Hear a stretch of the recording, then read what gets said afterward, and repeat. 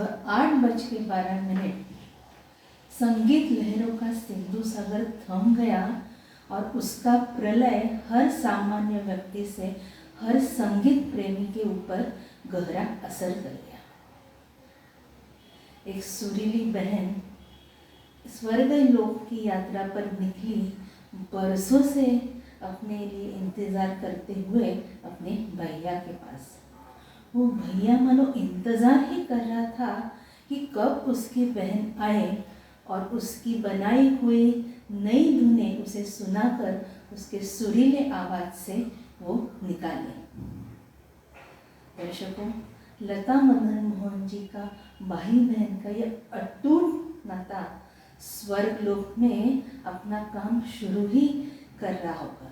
दर्शकों, आपको याद है मैंने पहले भाग में राजा मेहंदी अली खां का जिक्र किया था कि वे मदन मोहन जी ही थे जिन्होंने राजा साहब को संगीन संजीदा गाने लिखने के लिए प्रोत्साहित किया।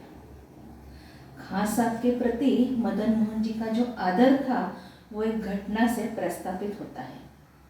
मदन मोहन जी वक्त के बड़े पाबंद थे। एक दिन प्रेस कॉन्फ्रेंस के लिए वो लेट पहुंचे। इसका कारण उनसे पूछा गया तो उन्होंने बोला कि वे घर से सही वक्त पे ही निकले थे, लेकिन आते समय खां साहब के कब्रिस्तान से वो गुजरे और उनसे रहा नहीं गया और उन्होंने कब्रिस्तान जाके उनके कब्र के आगे अपना मत्था टेक दिया। आइए सुनते हैं राजा मेहंदी अली खां का लिखा हुआ, मदन मोहन जी ने संगीतबद्ध किया हुआ लता जी का ये आइकॉनिक गीत वो कौन थे फिल्म से मीनल आपको सुनाने जा रही है, लग जा गले।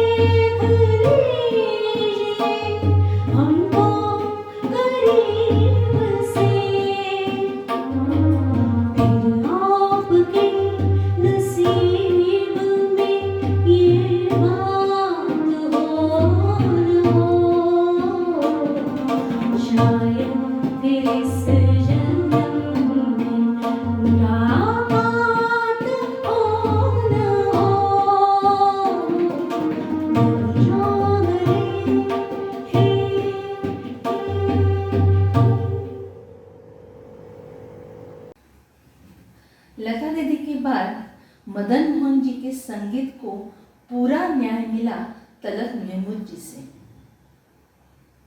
इन दोनों का मिलन का परिणाम बेहतरीन होना ही था, क्योंकि एक था गजल गायक सम्राट और दूसरा था गजल सम्राट संगीतकार।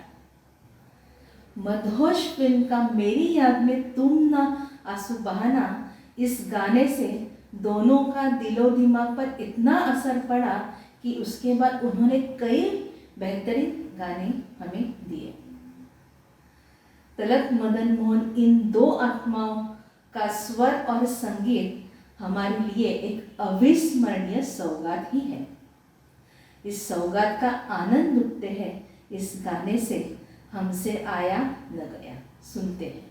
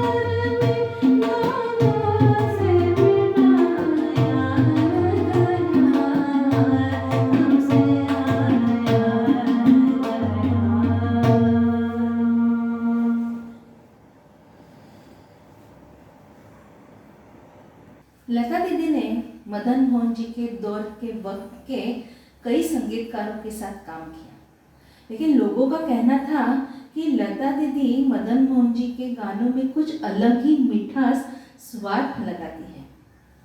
लेकिन लता जी का कहना था कि उनके बीच का जो निजी तालमेल, घनिष्ठता और एक दूसरे के प्रति जो आदर था वह एक बात थी, और दूसरी बात ऐसे थी कि मदन मोहन जी की धुनों में जो बारीकियाँ थी वो लता जी द्वारा अभिव्यक्त होती थी, उसका ज्ञान मदन मोहन जी को बराबर था।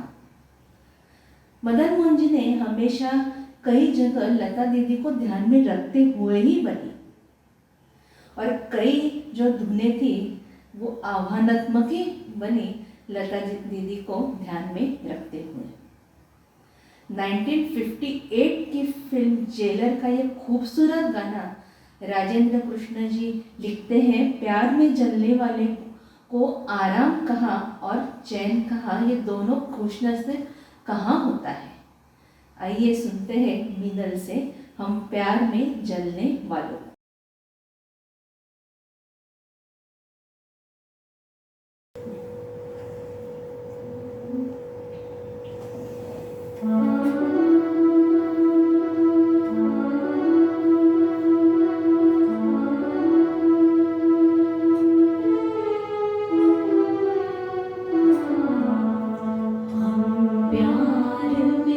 जलने वालों को चैन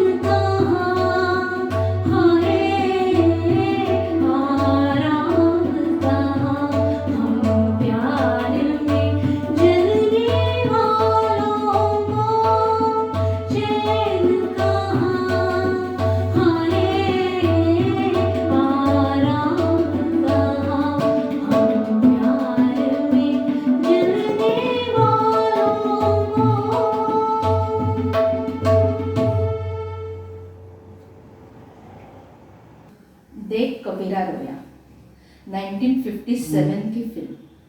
अमिया चक्रवर्ती जी ने बहुत ही सोच समझ के फिल्म के सिचुएशन मदन मोहन जी के संगीत साज चढ़ाने के लिए बनाए।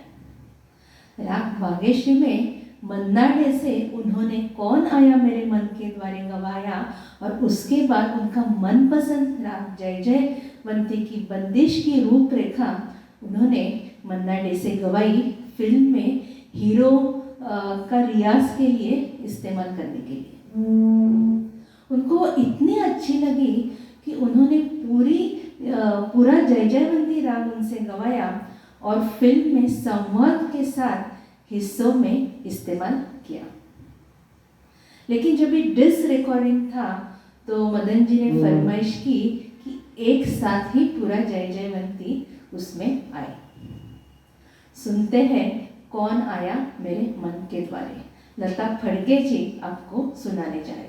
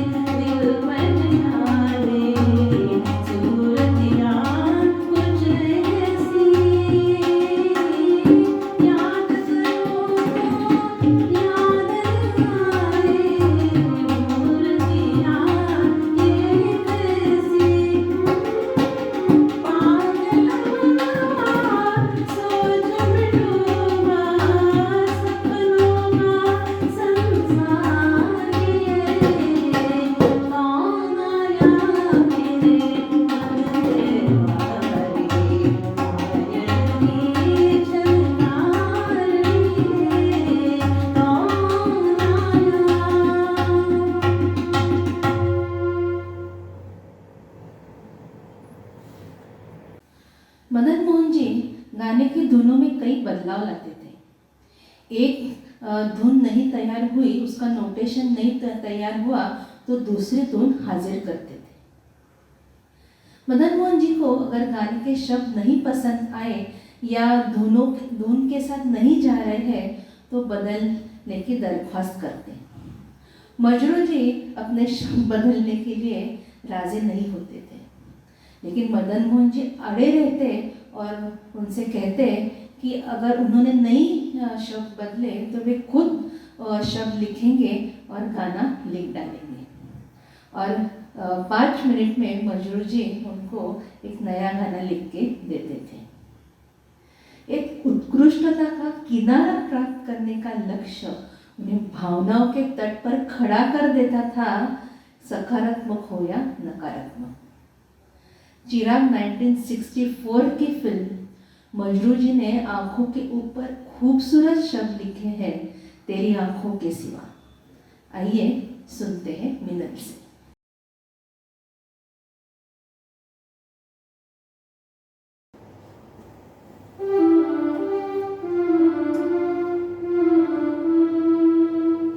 तेरी आँखों के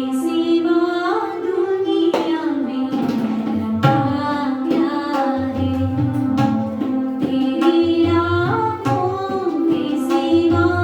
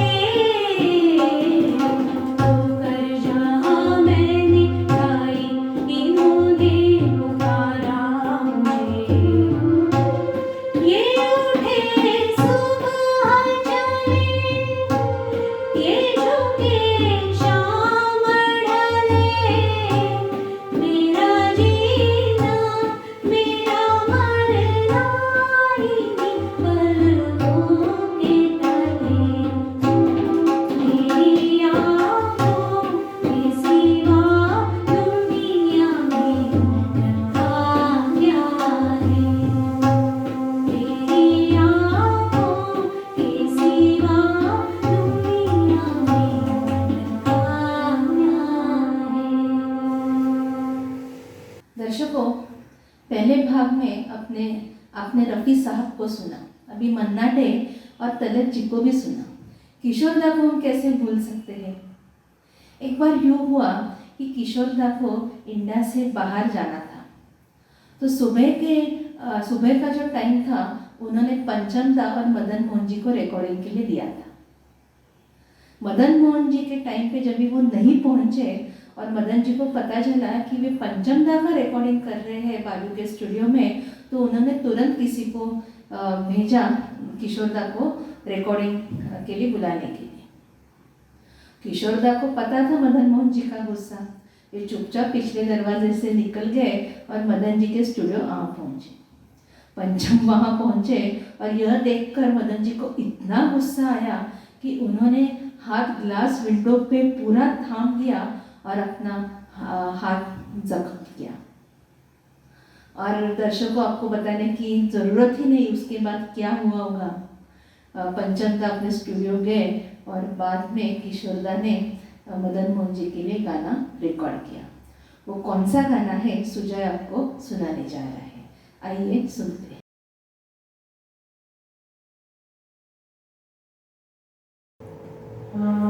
जरूरत है सख्त जरूरत है एक श्रीमती की कलावती की सेवा करे जो पति की। जरूरत है एक श्रीमती की कलावती की सेवा करे जो पति की। जरूरत है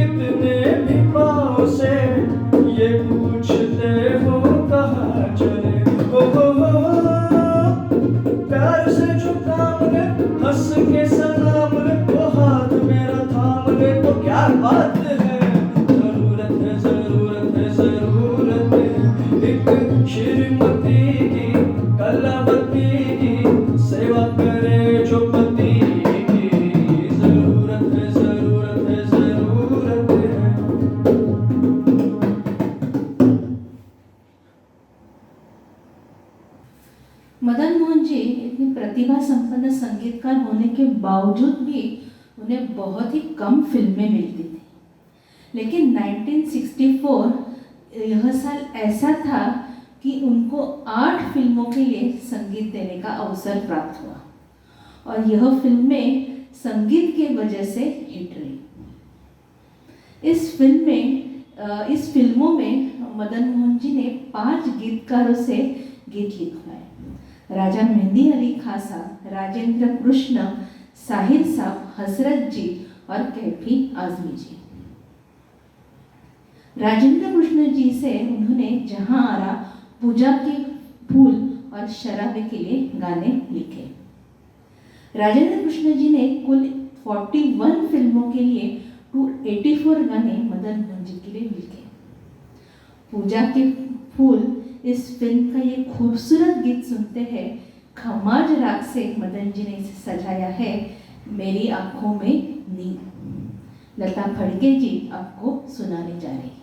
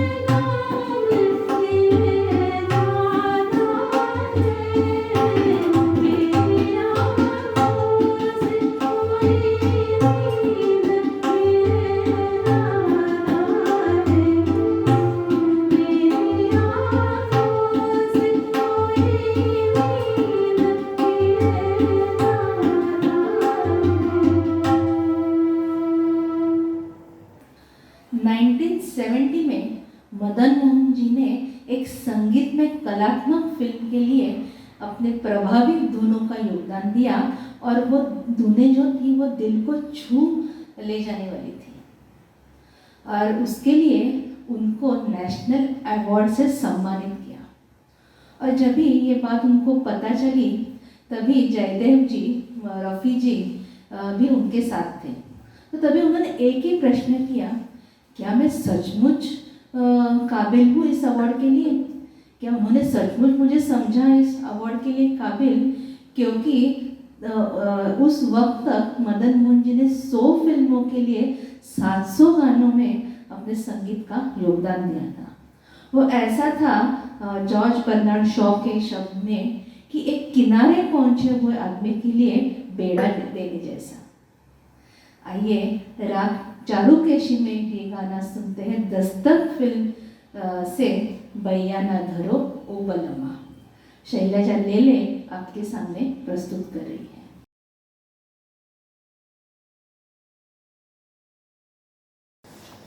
बैया ना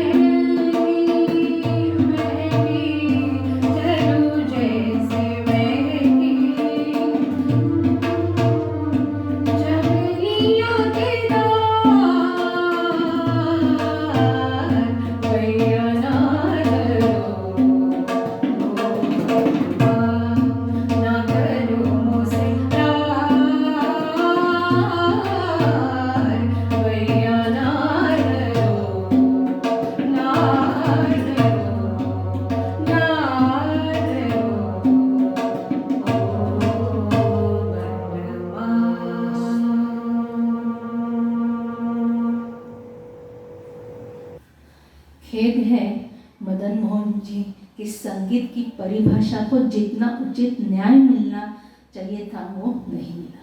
लता दीदी को भी बहुत अफसोस हुआ जब भी उन्हें वो कौन थी फिल्म के लिए फिल्म फेयर अवार्ड नहीं मिला।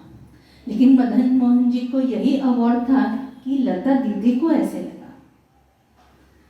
उनके जाने के बाद ही उनकी प्रतिभा का गुण संपन्न खजीना हमको वीर ज़ारा फिल्म में सुनाई दिया। हमारे बाद अब महफिले में अफसाने बयां होंगे, बहारें हमको ढूंढेंगी, ना जाने हम कहाँ होंगे। शुक्रिया।